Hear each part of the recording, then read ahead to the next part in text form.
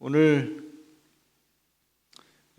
본문 말씀은 이 바이블 라이프의 요한복음 1장 29절로 냈는데, 이 1장 29절은 예수 그리스도에 대한 너무나 당연한 선언이기 때문에 우리가 이걸 차치하고 이건 당연히 있다고 치고 말씀을 좀 바꿔서 빌립보서 2장을 봤습니다. 이 말씀을 중심으로 해서 오직 예수 그리스도, 솔루스 크리스투스라고 하는 이 종교개혁의 다섯 가지 솔라, 이 다섯 가지 오직이라고 하는 이 원칙 가운데 두 번째 내용을 살펴보겠습니다. 지난주에 우리가 뭘 살펴봤죠? 네? 그렇습니다. 오직 성경, 솔라 스크립투라, 오직 성경. 사람들은 오직이 아니죠. 오직. 여러분들 중에도 혹시 그런 분들 계세요? 여러 어떤 그 삶의 원리 가운데 그저 한 가지, 내 삶의 어떤 한 부분으로 신앙이나 성경을 생각하는 그런 분들이 많습니다. 종교개혁 당시에도 그때까지 교회가 오직 성경, 다시 말하면 성경만이 유일한 인생의 기준이고 최종적인 그 권위라고 하는 것을 놓쳤어요. 놓치고는 온갖 다른 것들을 따라 산 거예요. 거기에 대해서 아니다, 하나님의 말씀만이, 하나님만이 유일하신 우리의 삶의 근거이고 최종적 권위다. 이 말씀을 놓치면 우리는 모든 것을 다 놓치게 된다 라고 하는 것을 선포한 것이 오직 성경이죠. 그래서 이 종교개혁이라고 하는 것은 단순히 어떤 그 가치관을 회복시키는 정도가 아니라 온 세상이 죄로 물들어서 무엇이 신앙인지 무엇이 불신앙인지 혼란스러운 가운데 이게 하나님의 말씀이요, 이게 인생의 원리요, 이게 우리의 삶의 생명의 근거요 라고 선언한 것이 종교개혁이라고 하는 것입니다. 그래서 우리가 지난주에 살펴본 이 경구가 있었잖아요. 에클레시아 레포마타, 셈페르 레포만다 에스테. 우리가 개혁된 교회라고 한다면, 내가 개혁된 신앙이라고 한다면 계속 내 신앙을 바르게 고쳐나가야 된다. 하나님의 말씀을 기준으로 해서 매일같이 나의 잘못된 부분들이 깨달아질 때마다 고쳐나가는 것이죠.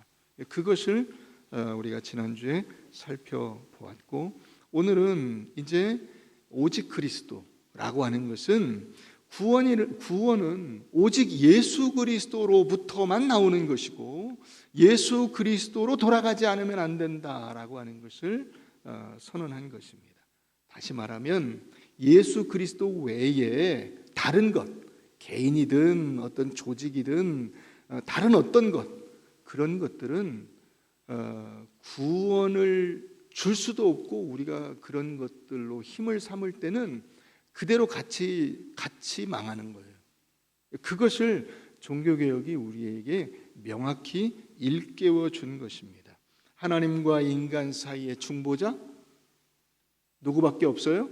예수 그리스도밖에 없어요. 그러니까 예수가 없으면 구원이 없는 것이고 예수가 없으면 성도가 아닌 거예요. 내 인생에 오직 예수만, 이게 없으면 성도라고 할 수가 없는 거예요. 그래서 여러분, 인간 세상에서 모든 것은 다 장점이 있고 약점이 있습니다. 개인도 그렇고 조직도 그래요. 교회라고 하는데도 마찬가지죠. 여러분들은 믿지 않는 주위에 있는 사람들로부터 여러 가지 이야기들을 들었을 거예요. 교회가 꼭 교회만 다 구원에 저거냐, 교회는 왜 이렇게 독선적이냐, 교회에 이런 문제가 있지 않냐, 교회 목사들은 왜 그러냐, 교회 성도는 왜 그러냐, 장로, 권사, 집사라는 사람들이 왜 그러냐, 이런 비난들을 여러분들이 들으셨을 거예요. 그러나 그런 모든 비난이나 단점이나 이런 것들을 여러분들이 들으면서도 여러분들이 아셔야 될 건 뭐냐면, 사람들이 볼 때 단점이라고 하고 약점이라고 할 만한 그 어떤 것들도 다 이것으로 전부 상쇄가 돼요. 그걸 다 덮고도 남아요. 그게 뭐냐? 예수 그리스도예요. 믿습니까? 인간의 모든 약점과 인간의 문제와 죄악과 인간이 썩고 부패하고 잘못을 저지르고 하는 이런 모든 것들을 다 덮고도 남는 것, 그게 예수 그리스도예요. 그래서 오직 예수 그리스도라고 하는 것을 여러분 우리가 굳게 붙들고 살아야 되는 것입니다. 자, 우리 사도행전 2장 말씀 한번 보십시다. 사도행전 4장, 사도행전 4장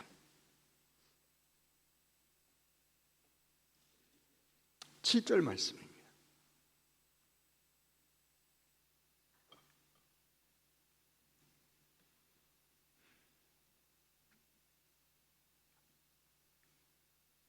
사도행전 4장 7절. 사도들을 가운데 세우고 묻되 너희가 무슨 권세와 누구 이름으로 이 일을 행하였느냐? 이에 베드로가 성령이 충만하여 이르되 백성의 관리들과 장로들아, 만일 병자에게 행한 착한 일, 이 나면서부터 안진뱅이 된 그 사람을 예수의 이름으로 고쳤잖아요. 병자에게 행한 착한 일에 대하여 이 사람이 어떻게 구원을 받았느냐고 오늘 우리에게 질문한다면, 너희와 모든 이스라엘 백성들은 알라. 너희가 십자가에 못 박고 하나님이 죽은 자 가운데서 살리신 나사렛 예수 그리스도의 이름으로 이 사람이 건강하게 되어 너희 앞에 섰느니라. 아멘. 이 예수는 너희 건축자들의 버린 돌로서 집 모퉁이의 머릿돌이 되었느니라. 다른 이로서는 구원을 받을 수 없나니 천하 사람 중에 구원을 받을 만한 다른 이름을 우리에게 주신 일이 있다 없다? 없다. 할렐루야. 이거예요. 이게 초대교회의 메시지예요. 그러니까 예수 그리스도의 십자가의 죽으심과 부활, 이게 초대교회에서 외친 유일한 메시지였어요.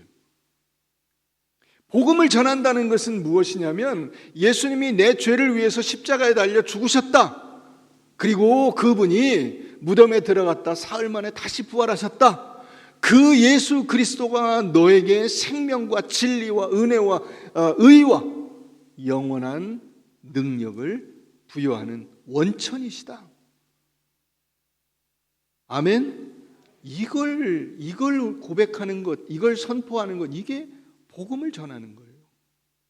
그게 초대교회로부터 지금까지 교회가 가진 유일한 능력이요, 기쁨이요, 자랑이에요.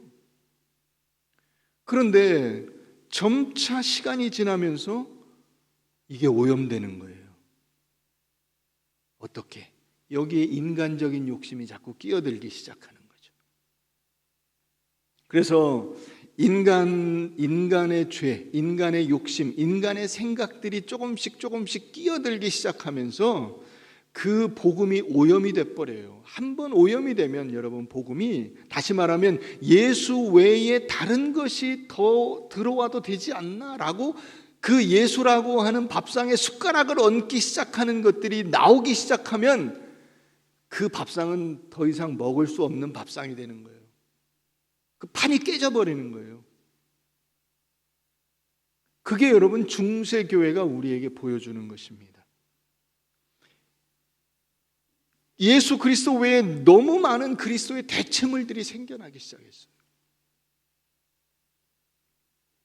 그리스도를 통한 구원의 개념이 약해지니까 오직 그리스도만, 이 유일한 그 구원의 원리를 종교개혁자들이 외치게 된 것입니다. 왜 그렇게 됐어요? 거기에 인간이 끼어들기 시작했거든요. 인간의 죄를 사하는 권세를 사제도 가진다. 왜? 하나님의 대리자다. 우리는 그리스도의 지상의 대리자다. 이렇게 얘기하면서 그들이 그 중보자를 자처하게 되고, 또 그러면 너만 그런 권세를 가지고 있냐, 많은 성인들이 있는데 훌륭한 사람들도 다 거기 껴줘야죠. 그러니까 성자를 임명하게 되죠. 거기에 또 마리아도 숭배하게 되죠. 마리아를 숭배하니까 마리아 엄마도 훌륭해요. 그래서 안나도 숭배하게 돼요. 그러니까 여러분, 이 복음이라고 하는 것이 완전히 훼손돼 버렸어요. 이때에 종교개혁자들이, 이건 하나님의 은혜예요. 그건 그 사람들이 뭘 한 게 아니라 하나님께서 그들을 통해서 이건 아니지라고 선언하신 거죠. 이건 아니지. 이건 복음이 아니야. 이건 예수 믿는 게 아니야. 이건 신앙이 아니야. 그래서 오직 성경으로, 오직 그리스도로, 또 오직 은혜로, 오직 믿음으로, 그리고 이 모든 것들은 결국 하나님의 영광을 향해서 가야 한다는 사실, 우리의 존재 자체가 하나님의 영광을 위해서 존재한다는 사실을 선언한 것이고, 거기로 다시 돌아가자고 외친 것입니다. 이 사도행전 4장 이후에 이 사도권이 분명해지면서 이제 신앙의 중심지들이 생기기 시작했어요. 그 여러 신앙의, 그 당시에 신앙의 중심지들이 어디였냐면 로마, 예루살렘, 안디옥이라는 데는 지금 터키 남부 지역이에요. 안디옥, 알렉산드리아, 이집트에 있는 알렉산드리아, 그리고 그 터키 위에 이스탄불, 그게 콘스탄티노플이에요. 콘스탄티노플, 이런 5군데가 중요한 그 당시에 신앙인들이 이렇게 모여서 주로 활동하는 중심지 역할을 했어요. 그런데 이 가운데서 로마 교회가, 사도 베드로가 거기 있고 그 다음에 사도 바울이 거기서 순교했다는 이유로 그리고 로마 제국 전체의 수도라는 것이 어떤 그 활동의 근거가 되기 시작하면서 점점 더 우위에 서기 시작했어요.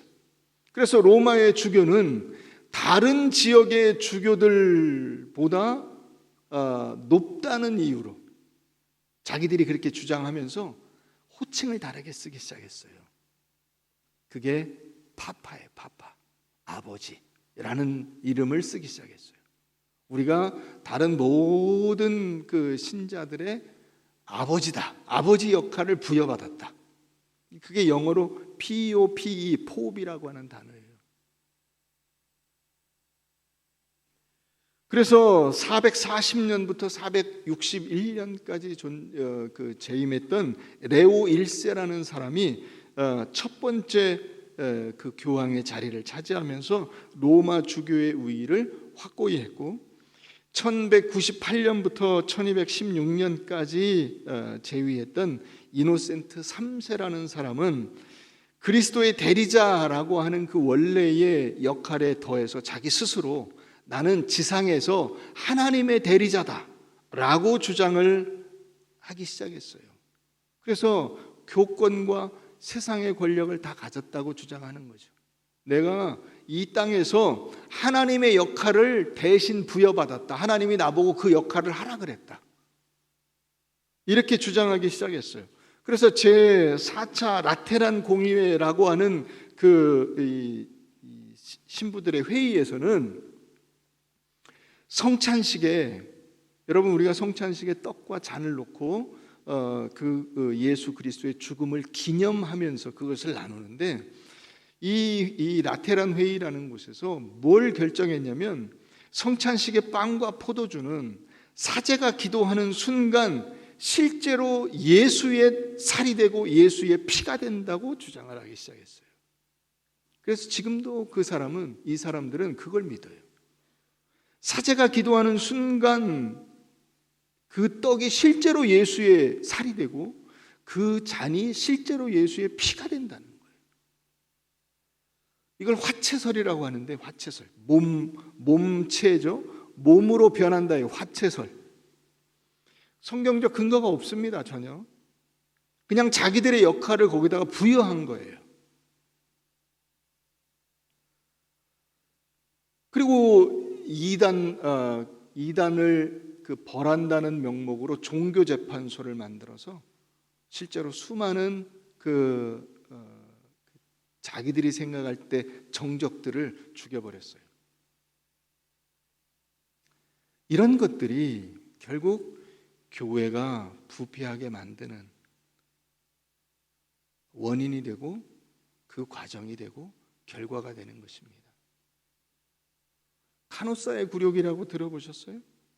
세계사를 여러분들이 공부해 보면 1077년에 하인리 4세라고 하는 지금의 이제 독일 땅, 거긴 신성 로마 제국이라고 불렀어요. 그 독일 땅의 황제와 그 그레고리 7세라고 하는 교황이 맞붙어서 황제가 거기서 패했어요. 무릎을 꿇고 3일간 맨발로 그 성문 앞에서 빌어서 용서를 받습니다. 그게 카노사의 굴욕이야. 근데 그 카노사의 굴욕을 당하고 그 황제가 가만히 있겠어요? 나중에 그게 뒤집어져요. 그래서 자기가 빌었던 그 황제를 교황을 폐위시키고 그 황제가 나중에 힘을 다시 회복해서 교황을 바꿔버려요. 그리고 그 연장선상은 아니지만은 그 아비뇽 유수라고 있어요. 그건 뭐냐면 프랑스 왕이 교황을 아예 이제 데려다가 로마의 교황청을 없애버리고 프랑스의 남부 지역에 있는 아비뇽이라는 곳으로 교황청을 옮겨버리고 자기가 교황을 계속 임명을 했어요. 이런 것들이 다 뭘 의미하냐면 결국 교회가 세상과 권력 다툼을 하고, 교회가 세상과 돈 싸움을 하고, 교회가 세상과 어떤 세상에서 사람들이 가지기 좋아하는 것들을 가지려고 욕심을 낼 때 영적인 권위를 잃어버린 채 세상 속에서 진흙탕 싸움을 하게 되는 거예요. 종교개혁은 바로 그런 인간의 타락상에 대하여 이건 아니지 라고 선을 그은 것입니다.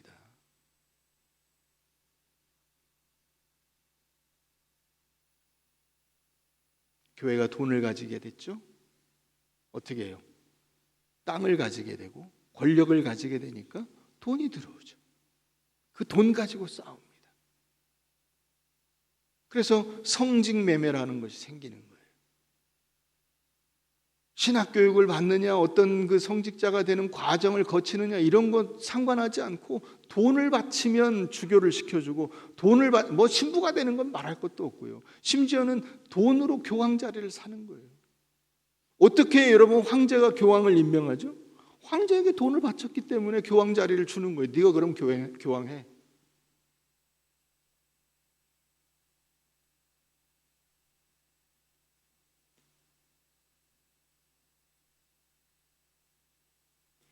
마리아를 숭배하는 것도 마찬가지예요. 예수로 불충분해요. 그러니까 뭔가 다른 걸 자꾸 이렇게 내세우기 시작하는 거예요. 예수로 충분하다는 생각이 약해지면서 거기다 자꾸 뭘 얻는 거예요. 예수님은 너무나 거룩하고 예수님이 그 마지막에 심판자로 오는 무서운 분이다라는 생각에 예수보다 좀 따뜻한 분이 없을까? 그래서 마리아를 내세우는 거예요. 지금은 아예 그게 공고화됐죠. 천주교 가면 다 마리아 상이 맨 앞에 있어요. 마리아를 향해서 기도해요. 여러분, 예수로 충분하지 않아요?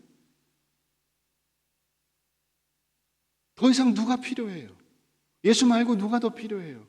마리아가 필요해요? 마리아를 숭배하니까 마리아 엄마가 안나예요. 안나도 숭배를 해요. 수많은 성자들을 숭배해요. 우리나라에서도 많은 천주교 신자들이 순교해서 순교한 사람 중에 성자를 임명하죠.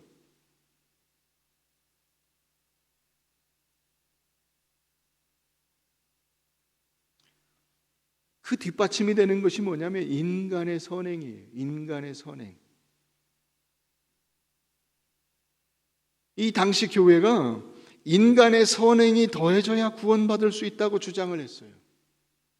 근데 여러분, 아무리 내가 예수를 잘 믿어도 자기는 자기를 알아요. 내가 얼마나 부족하고 더럽고 문제가 많고 평소에 악한 생각을 많이 하는지 자기 자신은 너무나 잘 압니다.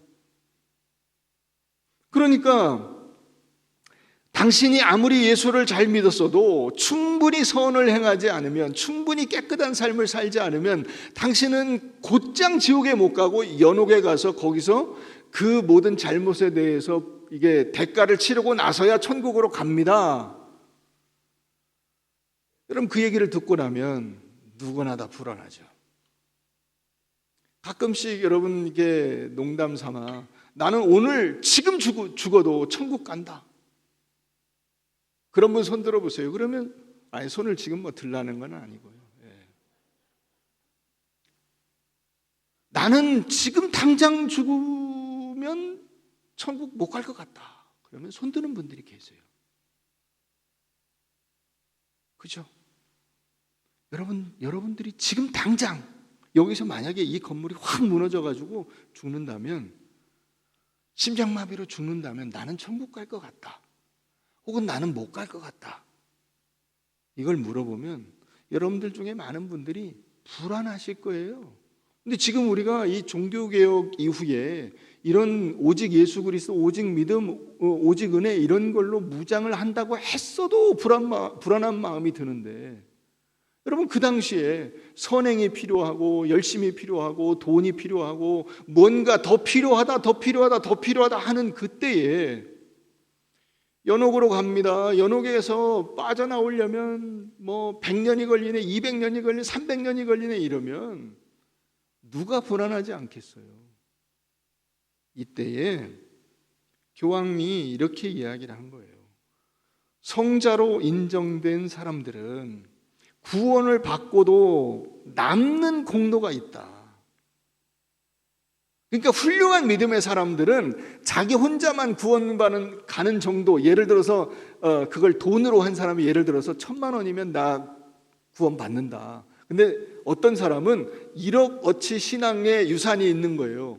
1억만큼 혹은 100억만큼의 신앙의 유산이 있는 거야. 그러면 1,000만 원 자기 거 딱 하고 나서 나머지 남는 게 있잖아. 그걸 교황이 나눠줄 수 있다는 거예요.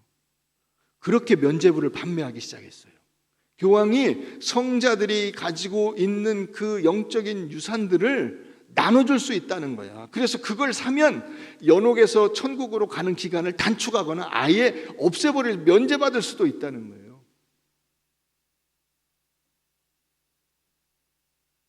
그래서 여러분 면죄부라는 것을 팔기 시작했어요. 이게 어디서부터 나온 거죠? 예수 그리스도만으로 불충분한 거 아니에요? 예수 믿는 것만으로 불충분해. 인간의 선행이 있어야 돼.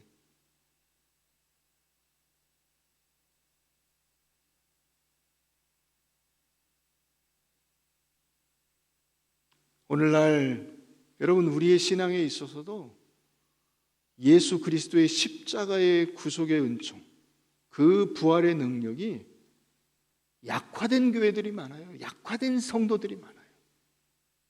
뭔가 다른 것을 해야 될 것 같고, 예수 그리스도의 십자가는 듣기 싫고, 내 죄를 위해서 누군가 죽었다라고 하는 말이 들으면 끔찍하고, 내가 그렇게 죄인인가?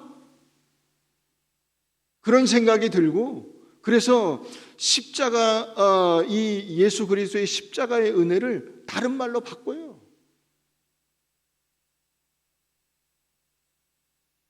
긍정적인 삶의 태도, 세상에서 건강하고 잘 사는 법, 이런 것들에 초점을 맞춘 그런 왜곡된 복음을 선포하는 교회와 그런 목사들이 너무나 많습니다.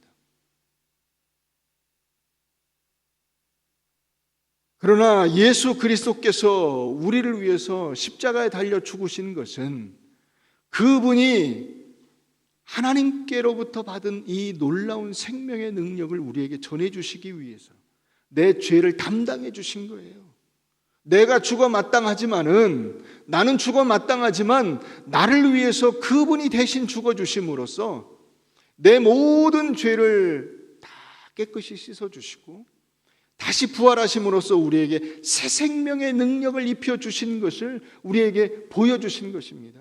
그게 복음이에요. 이 구속과 속죄와 하나님과의 화해와 칭의와 의와 기쁨과 감사와 생명과 진리와 이런 것들을 교회에서 알려주고 이런 것들을 분명하게 심어주지 않으면 여러분 교회는 세상과 타협하고 썩어질 수밖에 없는 것입니다. 종교개혁은 바로 이 진리로 우리를 다시 돌려 세운 것입니다. 예수로 충분하다. 다른 것은 필요 없다. 예수가 있다면 교황이 필요가 없고, 예수가 있다면 신부가 필요가 없고, 예수가 있다면 마리아 필요 없고, 예수가 있다면 돈도 필요가 없고, 예수가 있다면 그 어떤 것도 필요가 없다. 예수 그리스도만으로 우리의 구원은 넘치고도 남는다. 다 구원받고도 넘치는 것이지 더 이상 어떤 것을 더 할 필요가 없다. 인간의 능력 그게 왜 들어가냐? 돈 그게 왜 필요하냐?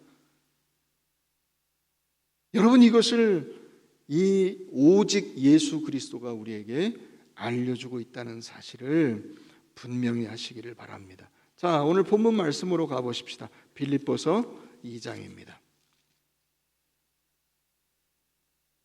빌립보서 2장. 너희 안에 이 마음을 품으라. 곧 그리스도 예수의 마음이니 그는 근본 하나님의 본체시나 하나님과 동등됨을 취할 것으로 여기지 아니하시고 오히려 자기를 비워 종의 형체를 가지사 사람들과 같이 되셨고 사람의 모양으로 나타나사 자기를 낮추시고 죽기까지 복종하셨으니 곧 십자가에 죽으심이라. 여러분 만약에 사람 가운데서 이 지구상에 존재하는 사람 가운데 정말 단 한 사람이라도 예수님처럼 깨끗하고 예수님처럼 능력 있고 예수님처럼 하나님의 말씀에 전적으로 순종하고 하나님이 주신 사명을 위해서 헌신하고 그렇게 살아갈 사람이 단 한 사람이라도 있었다면 예수님이 오실 필요가 없었을 겁니다. 올 필요가 없죠. 사람 가운데 그런 사람이 있으면 그 사람을 대신 내세우면 되지. 그렇잖아요. 하나님이 뭐하러 그 하늘 보좌를 버리시고 이 땅에 내려오셔서 인간의 몸을 입으십니까? 그럴 필요가 없죠. 손에 피를 묻힐 필요가 없죠. 몸에 때를 묻힐 필요가 없어요. 더러움을 뒤집어 쓸 필요가 없죠. 그런데 인간 중에 그런 인간이 있어요, 없어요? 아무도 없어요. 의인은 없나니 한 사람도 없어요. 그것을 이런 필요성조차 깨닫는 사람이 없어요. 그러니까 예수 그리스도께서 오신 거예요. 예수님께서 오셔서 그 십자가에 달려 죽으심으로 우리의 죄를 용서해 주시고 우리에게 새 생명의 능력을 주신 거예요. 그런데 그것이 이 세상에 있는 그런 것들과 비교할 때 죽을 만한 가치가 있는 것이냐 하는 거예요.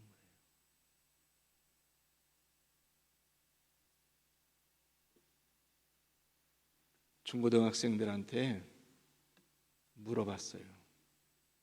네가 만약에 나쁜 짓인데 돈을 많이 벌 수 있으면 그 나쁜 짓을 저지르고 감옥에 10년 정도 간다면 그래도 범죄를 저지르겠냐? 놀라운 것은요, 70%가 넘는 중고생들이 내가 돈을 예를 들어서 10억을 번다면 10년 감옥에 가 있고 전과자 누명을 써도 하겠다고 답을 한 거예요. 그럴 가치가 있어요? 여러분들도 그렇게 생각하세요?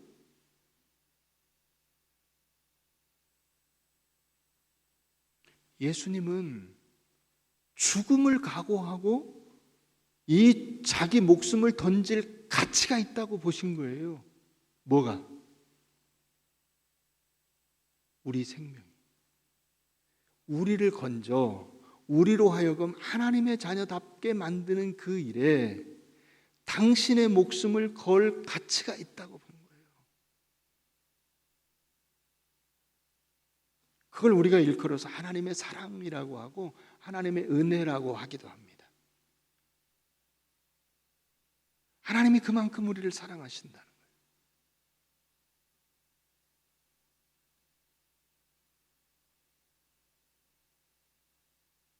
하나님께서 우리에게 주시려고 하는 은혜와 복과 생명과 진리가 얼마나 굉장하면 그 모든 것을 감수하고, 다시 말하면 그 모든 것은 뭐냐면 사람들의 조롱, 사람들의 핍박, 사람들의 채찍질, 육체적인 고통, 목숨을 잃는 것, 이 모든 것을 다 감수하고라도 이것을 인간에게 주기 위해서 내가 십자가에 달린다 하신 거예요. 그게 예수님께서 우리를 위해서 당하신 이 십자가 구속의 은혜예요. 사람의 모양으로 나타나사 자기를 낮추시고 죽기까지 복종하셨으니 그 십자가의 죽으심이라. 이게 그래서 있는 거예요. 자, 9절. 이러므로 하나님이 그를 지극히 높여 모든 이름 위에 뛰어난 이름을 주사 하늘에 있는 자들과 땅에 있는 자들과 땅 아래에 있는 자들로 모든 무릎을 예수의 이름에 꿇게 하시고 모든 입으로 예수 그리스도를 주라 시인하여 하나님 아버지께 영광을 돌리게 하셨느니라. 종교개혁 시대뿐 아니라 그건 지금도 마찬가지죠. 많은 사람들이 권력을 좋아하고 돈을 좋아합니다. 소위 말해서 잘 산다는 것에 목숨을 걸어요. 거기에 목숨을 걸고 남들은 뭐 어떻게 되든지 나라는 어떻게 되든지 그건 신경 쓸 바 아니에요. 자기 주머니에 돈이 생긴다면 나는 어떤 일이라도 하겠다는 사람이 너무나 많은 시대예요. 그 당시는 안 그랬겠어요? 그러니까 여러분 그 성직자라고 하는 사람들이 온갖 범죄를 저지르고 그렇게 존재했던 거예요. 그 종교개혁이라는 것이 일어나고 이제 우리는 그런 사람 아닙니다 했는데 또 그러고 있잖아요. 그러니까 인간 세상에서 참 정말 그 기대할 게 없어요. 여러분 사람을 보시면 안 됩니다. 오직 예수 그리스도라는 말은 어찌 보면 인간을 쳐다봐서는 안 된다는 거예요. 그게 교황이든 목사든 신부든 뭐 마리아든 누구든 가릴 것 없어요. 인간을 쳐다봐서는 안 돼요. 오직 예수 그리스도밖에는 참된 구원의 능력, 우리가 붙잡아야 할 진정한 그 생명의 근원이 없어요. 하나님께서 그 예수 그리스도를 지극히 높여 모든 이름 위에 뛰어난 이름을 주시고 모든 사람들로 예수 그리스도 앞에 무릎을 꿇게 하시고 모든 입으로 예수 그리스도를 주라 시인하게 하셨다. 우리는 이것을 어디서 자꾸 추구하냐면 자꾸 우리 자신이 이걸 지금 여기 이 세상에서 만들어내려고 하는 거예요. 자기 자존심이죠. 너보다 내가 높아. 너보다 내가 잘났어. 내가 너보다 돈이 많아. 너보다 내가 배운 게 많아. 너는 할 줄 아는 게 없잖아. 너는 신앙생활도 제대로 안 하잖아. 너는 자리도 나보다 낮잖아. 너 경력도 낮잖아. 네가 할 수 있는 게 뭐가 있어. 자꾸 이런 걸로 남과 비교하려고 하는 거예요. 예수 그리스도는 와서 어떻게 하셨냐. 여기 보면 자기를 비워 종의 형체를 가지사 이렇게 돼 있어요. 여러분 자신이 비우셨어요? 자기를 비우셨어요? 내가 비워지든가요?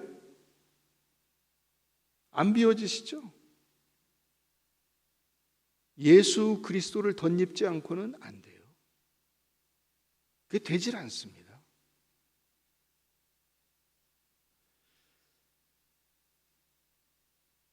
여러분 가만히 보면 대형 교회일수록 그게 심해요. 우리 교회는 없지만은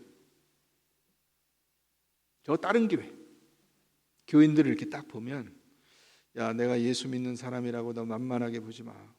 나 그렇게 호락호락한 사람 아니야. 그 표정이 얼굴에 딱 써 있어요.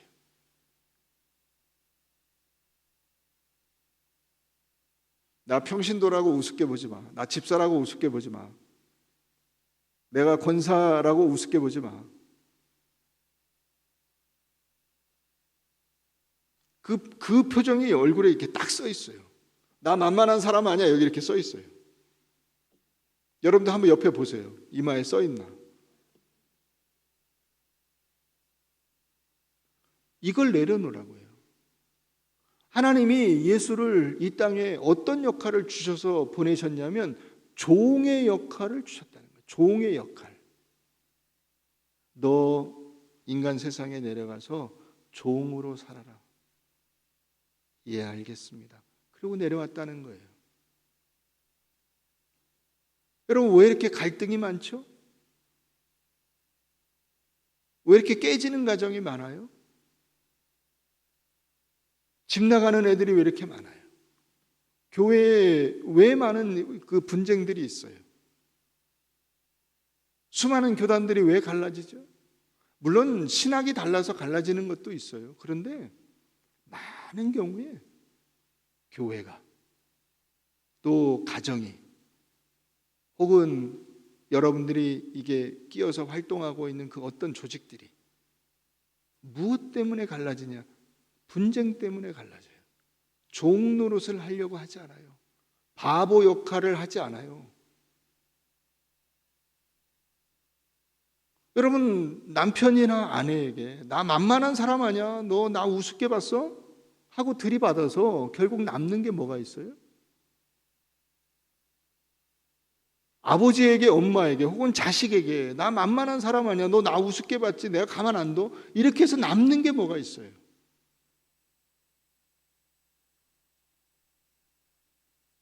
우리는 여러분 이 말씀을 전혀 이해를 못해요. 오직 예수 그리스도라는 말을 이해를 못한다고.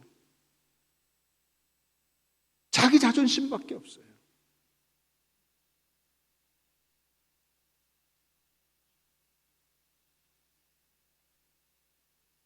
너 내려가서 종으로 살아라. 예, 알겠습니다. 그래서 그렇게 종으로 살다가 십자가에 못 박아 죽이니까 죽었다는 거예요. 예수님이. 그걸 복음이라고 하는 거예요. 여러분, 우리가 이걸 이해하냐고요. 종교개혁 이전까지 그 중세의 수많은 사람들이 어떻게 살았냐면 왕관을 쓰는 것을 목표로 사는 거예요. 교황, 황제, 영주, 남들 위에 올라서서 남들을 등치고 그 갈취하고 돈을 빼앗고 힘을 그 과시하고 짓누르고 하는 이것으로 교회와 세상이 분간이 없이. 왜 이런 일이 벌어졌느냐? 예수 그리스도가 누군지를 이해를 못했어요. 복음이 무엇인가를 이해를 못했어요.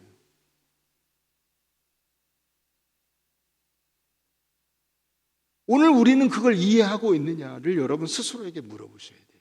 나는 과연 예수를 이해하고 있는가? 예수가 누구신지를 아는가? 그분이 왜 십자가에 달려 죽으셨는가를 아는가? 십자가에 달린다는 것이 무슨 뜻인가를 아는가? 바보같이 사는 거예요. 바보같이. 그냥 별 볼 일 없는 모습으로 사는 거예요. 그 자리를 지켜내는 거예요. 나머지는 하나님이 하시는 거예요. 그렇게 십자가에 죽으셨더니 하나님이 그를 지극히 높여주시고 모든 무릎을 예수 이름 앞에 꿇게 하시고 입으로, 다른 모든 사람들의 입으로 예수 그리스도를 주라 시인하게 만들어주셨다라는 거예요.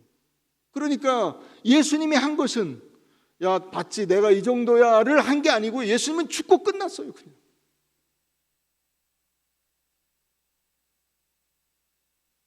자 12절 보세요. 그러므로 나의 사랑하는 자들아 너희가 나 있을 때뿐 아니라 더욱 지금 나 없을 때에도 항상 복종하여 두렵고 떨림으로 너희 구원을 이루라. 여기 이 구원은 십자가 구속의 구원은 아니에요. 이건 뭐냐면 구원을 완성하는 삶이에요. 그러니까 두렵고 떨림으로 너희가 구원받은 자로서의 완성을 향해서 달려가라는 거예요. 여기 두렵고 떨림이 왜 나오느냐? 이것보다 더 중요한 것은 없다는 거야. 예수님처럼 마음을 비우고 하나님의 말씀에 순종하여 종으로 바보같이 그냥 병신같이 그 내가 서 있는 그 자리에서 뭐 이건 이두저도 아닌 그런 존재같이 그렇게 존재하는 것처럼 중요한 것이 없다는 거예요. 세상에 왕 되는 게 아니고 교황 되는 게 아니고 돈 끌어모으는 것이 목표가 아니라 하나님 앞에서 내가 어떤 존재로 사느냐 했을 때 십자가를 지고 죽는 그 위치만큼 중요한 것이 없다는 거예요.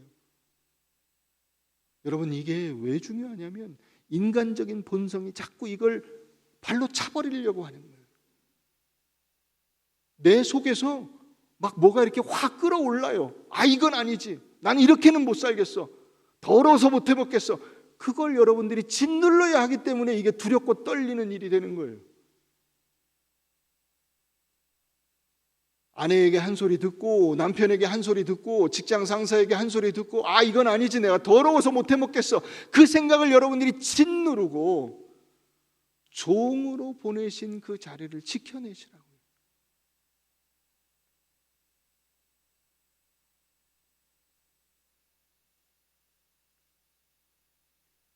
여러분 모두는 이 십자가의 길로 부름을 받은 분들입니다. 여러분들의 진정한 책임은 내가 나의 자리에서 매일매일 예수님께서 지신 이 십자가의 자리, 자기를 비워 종의 형체를 가져 사람들과 같이 되시고 사람의 모양으로 나타나신 것 정도가 아니라 아예 죄수의 누명을 쓰고 십자가에 달려 죽으시는 그 자리까지 가는 것. 그것이 우리가 살아야 될 그리스도인의 삶이에요. 왜 그렇게 하셨다고요? 하나님이 약속하신 그 부활, 생명, 진리, 거룩, 은혜, 능력, 기쁨, 감사, 의, 이런 모든 것들을 받아 누릴 수 있는 기회요 통로가 되기 때문에 그렇습니다. 그것을 그래서 능히 감수한 거예요. 죽음도 감수하고 조롱도 감수하고 사람들의 비난도 감수하고 다 감수하고 주여 제가 감당할 수 있기를 소원합니다. 겟세마네 동산에서 기도하시고 십자가에 달려 죽으신 거예요. 사랑하는 성도 여러분, 이 세상에서 얻을 수 없는 참된 은혜와 복을 향해서 우리는 달려가는 사람들임을 잊지 마시기를 바랍니다. 우리는 세상의 즐거움과 세상의 쾌락을 욕심내는 사람들이 아님을 여러분 꼭 기억하시기를 바랍니다. 세상에 있는 그 어떤 것들도 예수 그리스도를 대신할 수 없다는 사실을 여러분 놓치지 마시기를 바랍니다. 만약에 여러분들이 이런 것들을 놓치시면 놓치는 그 순간 100% 타락하게 됩니다. 죄의 함정에 빠져 허우적거리게 됩니다. 그래서 우리의 소망, 우리의 기쁨은 오직 예수 그리스도밖에 없습니다. 이것을 여러분들 굳게 붙잡으시고 이번 한 주간도 오직 예수 그리스도 안에서 승리하는 여러분들 모두가 되시기를 바랍니다.